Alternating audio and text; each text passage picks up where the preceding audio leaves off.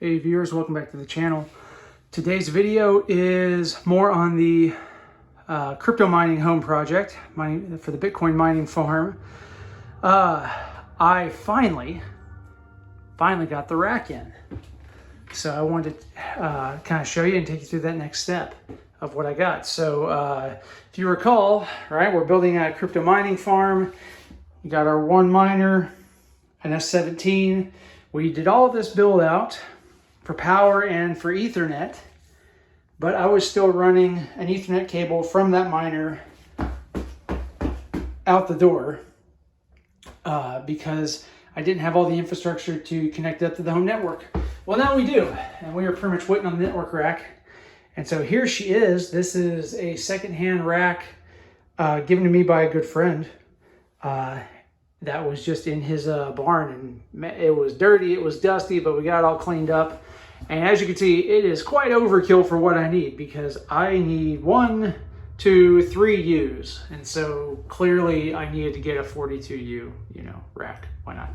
But the price was right, and my friend was very kind. So we got this cleaned up and in here, and it just fits. Barely. I had to take part of it apart to get it through the door and up the stairs and all that kind of stuff, but it's in. And so I figured I'd take you through the setup of what I got. So recall from previous videos, miner now plugged into the real Ethernet ports, right? We wired 6 of them in there into that conduit, and that's going up and out there. Likewise, through this conduit, you see we have our fiber uplink to the downstairs, the main closet, right? The main network rack. So decided to run fiber, right? For that, just to future-proof, make things easy.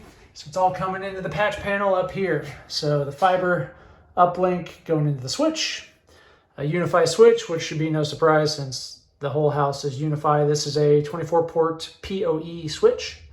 Certainly don't need PoE for mining, but if I want to do any other PoE stuff on the second floor, I've got it right here. And so it just made sense to, might as well just do that versus a non-PoE switch, because I only need 6 ports max for the mining. And so why have, another extra switch and everything when one will take care of it? So 6 drops, 6 cables.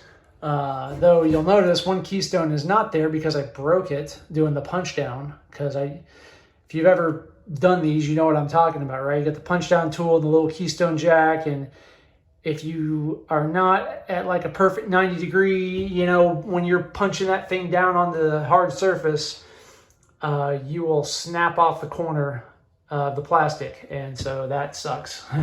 But thankfully I can wait. I don't need it. I've only got 1 miner, so I'll fix that whenever I get 5 miners up here, if that day ever comes. So that is what is going on as far as the build out. And then, patch panel, just it's either a monoprice or a triplet patch panel, just keystone patch panel. That way I could, plug in whatever I needed, right? Fiber, Ethernet, whatever. Unify, like a Gen 1 PoE switch, as I said. And then just a simple surge protector, triplet surge protector. No need for battery backup or anything like that, right? If the power goes out, I ain't mining, so I really don't care much about the battery backup on this upstairs closet. So I just went with a simple surge protector. It's being powered over that outlet there that we installed earlier. Still to do on this is we've got the grounding cable, or I guess not the grounding cable, the bonding cable to bond the rack. I still need to install that.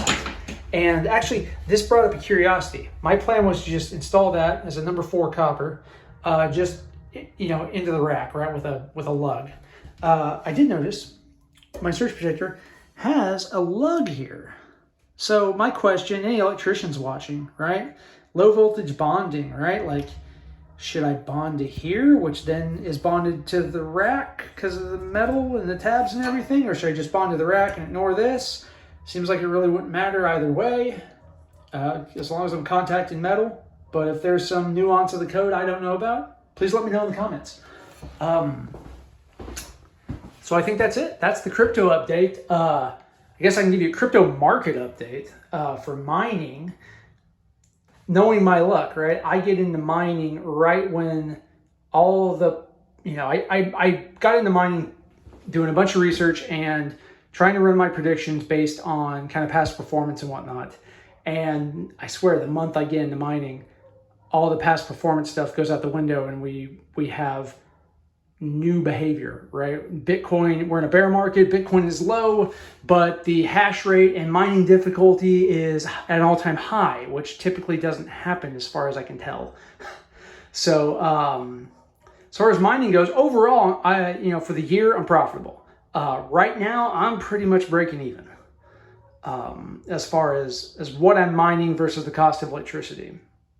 So that's not ideal, but the way I look at it is if I'm breaking even, then I'm essentially doing I am basically dollar cost averaging into Bitcoin in a very convoluted way. And at the end of the year, I can deduct a bunch of electricity off my taxes.